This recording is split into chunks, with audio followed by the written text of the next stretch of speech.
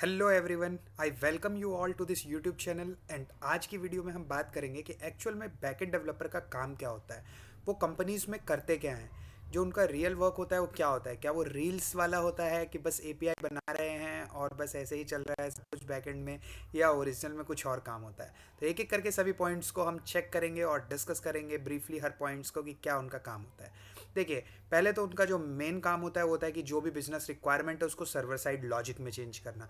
जो भी रिक्वायरमेंट है उसको लॉजिक में चेंज करने का मतलब होता है कि जो भी हमें फंक्शंस रिक्वायर्ड है उसको हम सर्वर पे लॉजिकल साइड लिखें और उसको हम डिप्लॉय करें, जिससे वो हमारा जो फीचर है वो डिप्लॉय हो पाए और यूज़र्स, फ्रंट यूज़र्स यूज़ कर पाएँ उसको।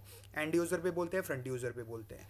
And the second point is कि डिज़ाइन एंड मेंटेन एपीआईज। अब डिज़ाइन एंड मेंटेन एपीआई हम डिफरेंट आर्किटेक्चर पे लिखते हैं। कई कंपनियां रेस्ट एपीआई यूज़ करती हैं, कई ग्राफ क्यूएल यूज़ करती हैं। वो डिपेंड करता है कि हम कौन सी कंपनी क्या यूज़ कर रही है, हम उसके ऊपर मेन जो होता है वो होता है एपीआई क्रिएट करना, डिज़ाइन करना और उसको मेंटेन करना। द सेकेंड थिंग इज़ कि डेटाबेस के साथ उन्हें काम करना होता है। जैसे कि स्कीमा डिज़ाइन करना होता है। कोई अगर नया कोई भी डेटा से रिलेटेड कोई भी काम आ रहा है तो उसका स्कीमा डिज़ाइन करना, उस टेबल का स्कीमा डिज़ाइन करना, क्वेरीज डिज़ाइन करना। क्वेरी किस तरीके से ऑप्टिमाइज कर सकते हैं, क्वेरी कैसे हम क्वेरी के टाइम को रिड्यूस कर सकते हैं, कितने टाइम में कोई क्वेरी हो रही है अगर, तो उसको हम कैसे रिड्यूस कर सकते हैं, क्या हम सेकेंडरी डेटा पूल बना के उसको और रिड्यूस कर सकते हैं। माइग्रेशंस करना डेटाबेस का, या किसी भी टेबल का अगर हमें कहीं और माइग्रेट करना हो, कुछ भी करना हो, इन तरीके के काम को हमें देखना होता है as a back end developer. अब हमें writing scalable and maintainable code, ये मैंने आपको बता दिया कि कोड हम इस तरीके से लिखना चाहते हैं कि जो स्केल करे। ऐसा नहीं कि आज अगर सपोज करो फॉर एग्जांपल आज 100 यूज़र हैं आपकी वेबसाइट पे, कल अगर लाख आ गए तो क्या वो कोड पूरा फट जाएगा या कोड एक्चुअली में वर्क करता रहेगा। तो इस तरीके से हमें ये सारे काम को देखते हुए कोड को लिखना होता है। And the fourth thing is कि ऑथेंटिकेशन और ऑथराइजेशन को हैंडल करना।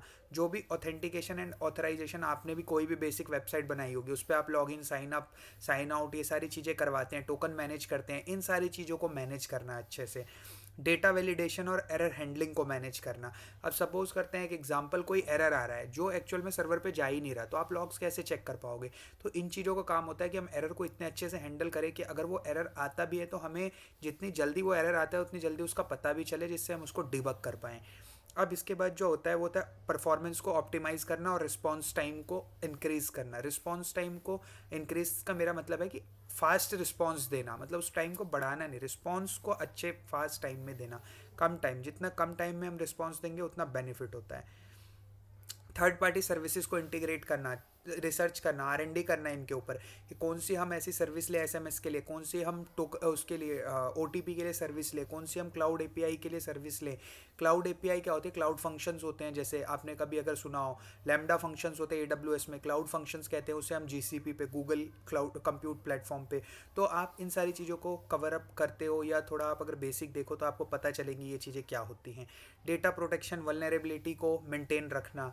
एंड यूनिट टेस्ट और इंटीग्रेशन टेस्टिंग करना। ये बहुत सारे स्टार्टअप्स में तो काफ़ी सारे हम खुद से नहीं कर रहे होते, इनके लिए टेस्टिंग टीम भी होती है जो आपका काफ़ी सपोर्ट करती है इन चीज़ों में। तो आप उन मतलब स्टिल कई सारी जगहों पे ये काम हमें खुद भी करना होता है। Debugging production issues and fixing bugs. तो जो भी प्रोडक्शन पे इशू आ रहा है, किसी को कुछ भी इशू फेस हो रहा है, यूज़र साइड या दूसरी साइड जो भी क्लाइंट साइड है या सर्वर साइड है, कोई भी इशू आता है तो वो आपको फिक्स करना है, आपको प्रोडक्शन डिबगिंग करनी है इश्यूज़ को, उसको रिजॉल्व करना है।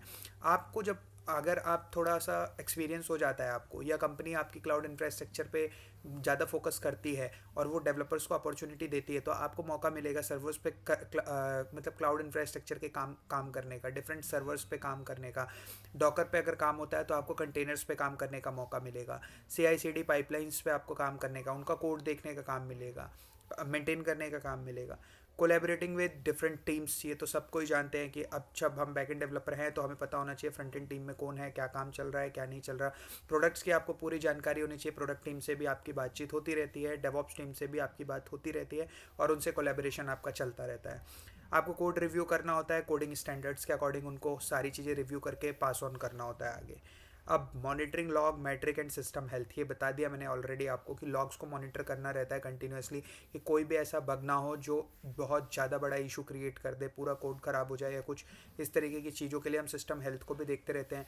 कभी रैम कैपेसिटी इंक्रीज़ करनी होती है, कभी डिक्रीज़ करनी होती है। अगर कुछ ऐसा हॉरिजॉन्टल वर्टिकल स्केलिंग की रिक्वायरमेंट तो आप आगे फॉरवर्ड करते हैं इन चीज़ों को। तो इस तरीके की चीज़ों पे हमें काफ़ी ज़्यादा फोकस करना होता है एंड जो feature roll out and deployment में सपोर्ट करना होता है। फीचर रोल आउट क्या कि कोई भी फीचर बनाया, एक बेसिक लेमन लैंग्वेज में बता दो, कोई फीचर बनाया उसको अब आगे लाइव करवाना है तो डिप्लॉय तो अगर आप मेंटेन कर रहे हो आप खुद डिप्लॉय करते हो, अदरवाइज जो भी डेवऑप्स टीम है आप उसको कंसल्ट करके बताते हो क्या ये फीचर बन चुका है, अब हमें इसे डिप्लॉय करवाना है।